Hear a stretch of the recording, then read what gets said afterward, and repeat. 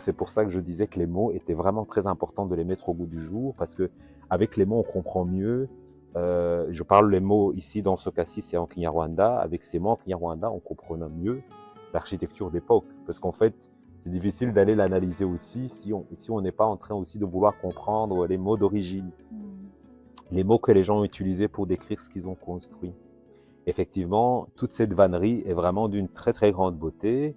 Je pense qu'au Rwanda, elle était vraiment magnifique parce que c'est peut-être lié au fait que l'État était centralisé et que comme c'était un État qui était stabilisé pendant plusieurs siècles, on a eu le temps d'améliorer les techniques, de tissage, etc., de toutes ces vanneries. Et voilà, mais donc, d'où ces magnifiques cloisons qui font évidemment le rayonnement du Rwanda, mais pas que, mais tous les paniers qui sont tissés, etc. Donc voilà. Voilà, par exemple ici, donc toutes ces vanneries, par exemple ici on voit dans une photo d'époque, on les voit en fait tissés, ils avaient tous des motifs complètement différents.